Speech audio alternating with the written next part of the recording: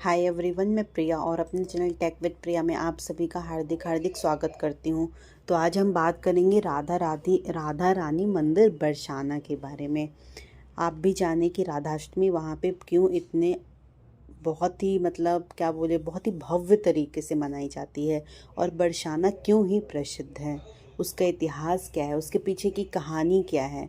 जब हम राधा रानी मंदिर जाते हैं तो उनमें कितनी सीढ़ियाँ हैं, मथुरा से नंदगांव बरसाना कितनी दूर है और राधाष्टमी कब मनाई जाती है और क्यों मनाई जाती है एक्चुअली। चलिए तो अपन बात करते हैं। मथुरा शहर के बरसाना में एक राधा रानी मंदिर है जिसे बरसाना मंदिर के नाम से जाना जाता है। ये एक पवित्र धार्मिक स्थल, यह मंदिर बरसाना के बीच में एक पहाड़ी के ऊपर स्थित है। राधा रानी मंदिर बरसाना अत्यंत सुंदर मंदिर है। इस मंदिर के दो और नाम है, एक ही बरसाने की और लाडली जी का मंदिर तो दूसरा राधा रानी महल। ऐसा माना जाता है कि हिंदू धर्म में भाद्रपद महीने के शुक्ल पक्ष की अष्टमी को राधा जी का जन्म हुआ था, इसलिए इस दिन को राधाष्टमी का त्योहार मनाया जाता है।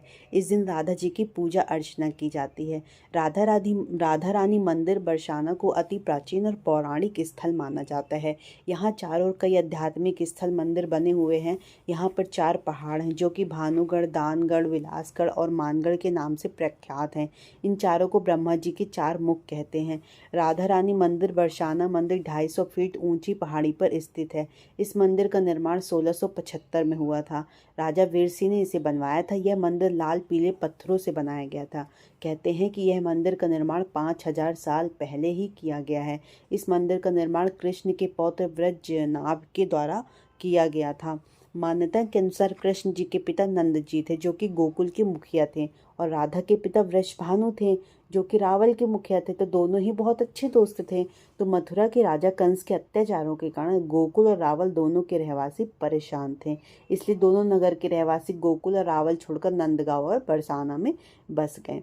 नंद बाबा ने नदीश्वर को अपना घर बना लिया और वृषभानु ने भानुग्रह पर्वत को अपना घर बना लिया जो कि राधा का जन्म स्थल कहा जाता है। बरसाना की ये दोनों ही नगरों में बहुत ही सारे मंदिर राधा और कृष्ण के नाम पे बनाए गए हैं।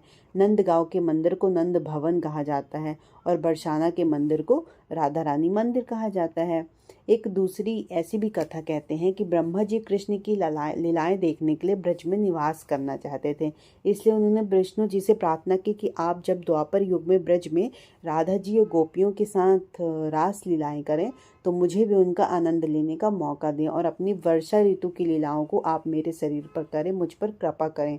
प्रार्थना सुनकर भगवान विष्णु ने ब्रह्मा जी से कहा कि आप द्वापर युग में ब्रज में जाएं और ब्रज भानुपुर में पर्वत का रूप धारण करें। उसी पर्वत पर आके राधा और गोपियों के साथ रास लीलाएं करूंगा और आप निहार सकेंगे।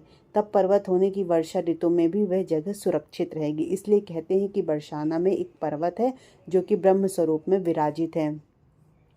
राधाष्टमी का दिन यहाँ पर बहुत धूमधाम से मनाया जाता है। इस त्योहार का आयोजन थोड़े दिनों पाए ही शुरू कर दिया गया जाता है। इस दिन राधा जी की पूजा अर्चना की जाती है और उनको 56 भोग भी लगाया जाता है।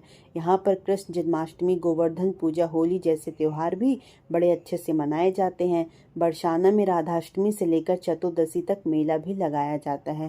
राधा जी को लड्डुओं का प्रसाद लगाया जाता है और उनको मोर को भी खिलाया जाता है क्योंकि मोर को राधा कृष्ण का प्रतीक मानते हैं।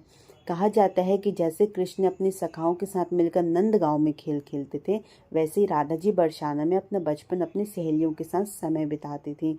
बरसाने में होली के त्योहार का भी अत्यंत महत्व है क्योंकि इस त्योहार को सबसे पहले राधा कृष्ण ने ही खेला था। बरसाने की होली के त्योहार में बहुत श्रद्धालु इकट्ठे होते हैं। इस दिन नंदगांव में आए गोप के साथ बरसाने की गोपियां होली खेलती हैं। गोप सारी गोपियों पे रंग डालते हैं तो गोपियों को लाठियों के कपड़े से बनाए गए कोड़ों से मारती हैं। इसे लठमार होली भी कहते हैं। यहाँ होली का त्योहार 45 दिन तक मनाया जाता है। राधा रानी मंदिर में जब आप जाएंगे तो उसमें 200 से ज़्यादा सीढ़ियाँ चढ़नी होती हैं और राधा रानी मंदिर बरसाना मथुरा रेलवे स्टेशन से 50 किलोमीटर की दूरी पर स्थित है। बरसाना मथुरा से बस कार या बस तो टैक्सी से पहुंचा जा सकता है।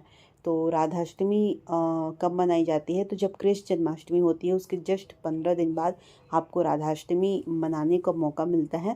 कहते हैं कि राधा जी की 8 सखियों के निवास स्थान भी यहीं पर है। मान्यता के अनुसार कृष्णा और उनके सखा की गोपियों की मटकियाँ फोड़कर वहीं दूध चुरा लेते थे गोपियाँ दही दूध लेकर जिस मार्ग से जाती थीं वह मार्ग यहाँ पर साकरी खोर मार्ग के नाम से प्रसिद्ध है, जो कि दो पहाड़ियों के बीच में है। तो इसी तरह मैंने आपको आज बरसाने के बारे में बताया और राधा जी की बहुत ही अनुपम बचपन लीला बताई। तो आप सभी को राधे राधे, जय श्री कृष्णा।